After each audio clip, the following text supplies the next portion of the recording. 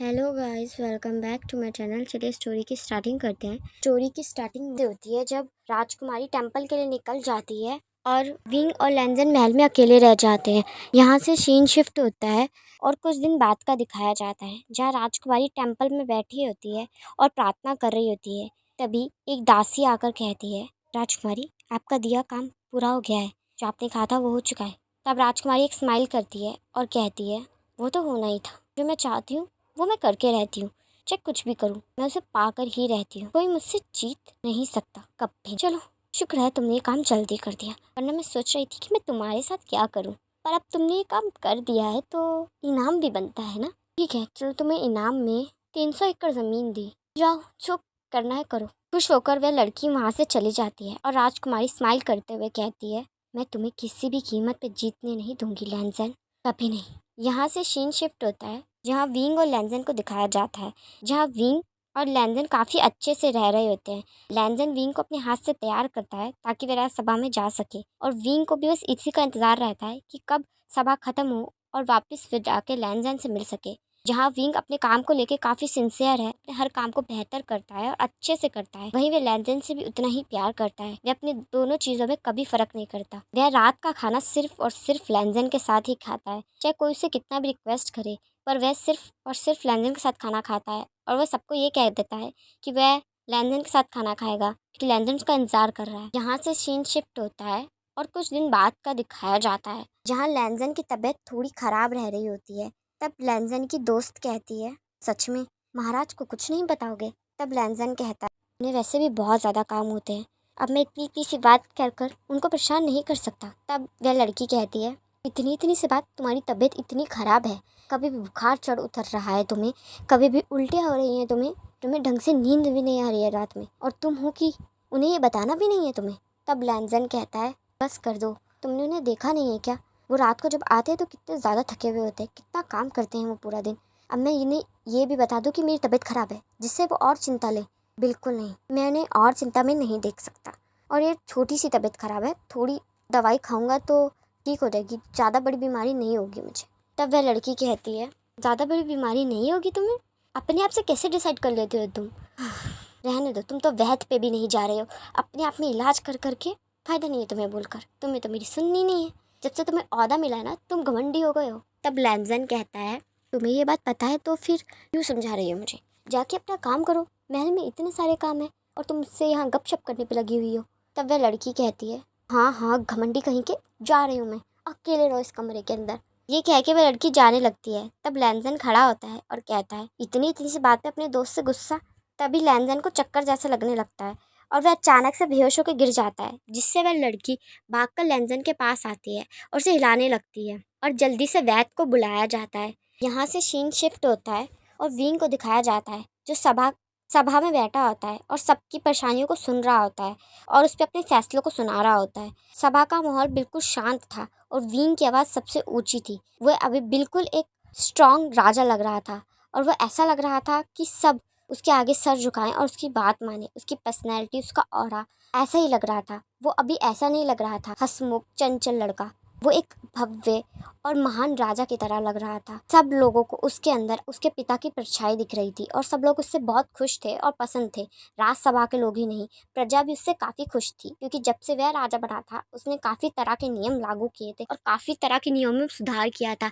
जैसे कि काफ़ी अच्छे अच्छे पुलों का निर्माण किया था, पक्के घरों का निर्माण करवाया था, सब्जियों के दाम कम करवाए थे और ख़ासकर लड़कियों के लिए उन्होंने शिक्षा का इंतज़ाम किया था। उन्होंने नया कानून निकाला था कि लड़कियां भी अब शिक्षा ले सकती हैं, जिससे सब लोग बहुत ज़्यादा खुश थे कि नए महाराज ने इतने अच्छे अच्छे फैसले लिए और जिससे उसकी प्रशंसा और भी बढ़ गई थी। लोग उसकी तारीफ़ करने लग गए थे, उसके बारे में बातें करने लग गए थे और कहने लग गए थे, ऐसे महाराज पाकर तो वे लोग धन्य हो गए।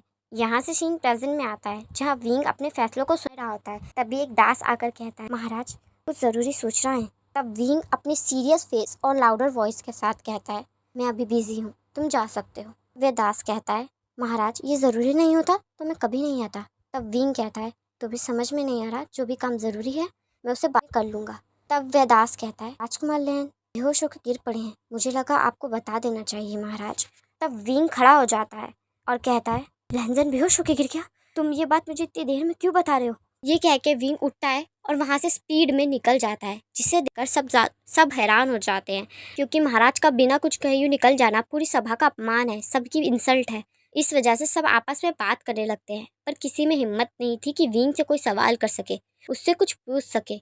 जहाँ दूसरी तरफ विंग काफी तेजी में लैंजन के रूम की तरफ आ रहा था। वह जल्दी से आता है और गेट को तेजी से ओपन कर देता है, जिसे देखकर सब शॉक्ड हो जाते हैं और दरवाजे की तरफ देखने लगते हैं।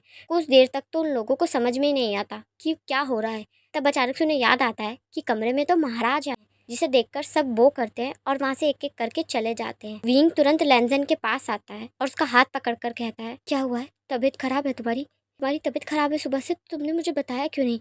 बताओ, ज़्यादा तबीयत खराब है? कुछ हुआ है? वैद्य जी ने क्या कहा? अपना ख्याल कब से रखोगे लैंजन? तुम कब से हाँ हर किसी का ख्याल रखते रहते हो, खुद का ख्याल क्यों नहीं रखते हो तुम?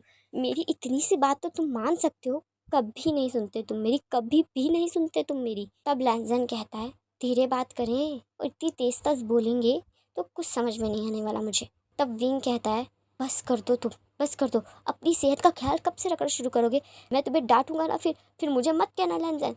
तब लैंजन अपनी स्टमक पे हाथ रखता है और कहता है, देखा बेबी, ये मेरी तो सुन नहीं रहे, शायद आपकी सुन ले। तब विंग कहता है, मैं क्यों किसी और की सुन? क्या? तब लैंजन कहता है, आपको मुबारक हो महाराज, आप पिता बनने वाले। जिसे सुनकर विंग की आंखों में आंसू आ जाते हैं और चेहरे पे एक सॉफ्ट स्माइल आ जाती है और वो कहता है, क्या तुम सच कह रहे हो ना लैंजन? तब लैंजन कहता है, हाँ मैं सच कह रहा हूँ। क्यों, आपको मुझ पर विश्वास नहीं राजकुमार? तब विंग कहता है, ऐसी बात नहीं, मुझे बस यकीन नहीं हो रहा, बिल्कुल भी नहीं। मुझे तो लगा था मेरी गलती के बाद ऊपर वाला कभी मुझे ये सुख देगा ही नहीं। मुझे ये लगा था कि वो कभी मुझे माफ़ करेगा ही नहीं, पर उस ऊपर वाले ने मुझे माफ़ किया और मुझे इतनी बड़ी रहमत बख्शी है जिसका मैं शुक्र अदा हूँ। मुझे कभी लगा भी नहीं था कि मुझे दोबारा ये सुख मिलेगा, मेरी गलतियों को वो क्षमा कर देगा। पर हाँ, उन्होंने मुझे क्षमा कर दिया और मुझे इतना सब कुछ दे दिया। मैं बहुत खुश हूँ लैंजन, शुक्रिया मुझे फिर से इतनी बड़ी खुशी देने के लिए, शुक्रिया मुझे इतनी बड़ी इज्जत देने के लिए। ये कहकर विंग लैंजन के गले लग जाता है और लैंजन भी विंग को गले लगा लेता है और दोनों की आंखों से खुशी के आंसू बहने लगते हैं। यहाँ से सीन शिफ्ट होता है और नेक्स्ट डे का दिखाया जाता है, जहाँ विंग खिड़की के पास खड़ा होता है और चांद को देख रहा होता है, जहाँ लैंजन कहता है, राजकुमार क्या हुआ है, आप खुश नहीं है क्या? तब विंग कहता है, ऐसा क्यों सोच रहे हो, मैं खुश हूँ बहुत। तब लैंजन कहता है, अगर आप खुश हैं तो सुबह से आप, जब से मैंने आपको बताया तब से आप ऐसी चिंता में, और सुबह से तो इतनी ज़्यादा चिंता में है, खुश नहीं है। तब विंग कहता है, समझ सोचो लैंजन प्लीज़, मैं खुश हूँ, बहुत ज़्यादा खुश हूँ और उससे ज़्यादा चिंता में हूँ और डरा हुआ भी हूँ। जो गलती पहले हुई, जो सब पहले हुआ, मैं नहीं चाहता कि वो सब पहले दोबारा हो, दोबारा से वही सब दोहराया जाए। मैं इस बार तुम्हारे साथ ही अपने बच्चे के साथ कुछ नहीं होने दूंगा।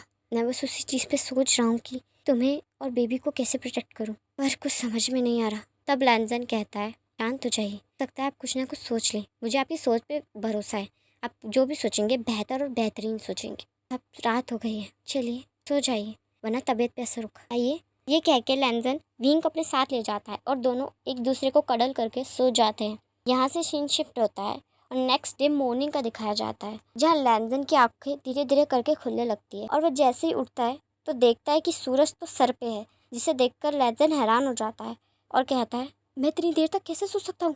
इतनी देर तक मैं तो आज तक नहीं सोया, इतनी देर कैसे हो गई? तब विंग कहता है, कोई बड़ी बात नहीं, वैद्य जी ने कहा था कभी कभी होता है, लगता है बेबी को जल्दी नहीं उठना था, वो लेट तक सोना चाहता था।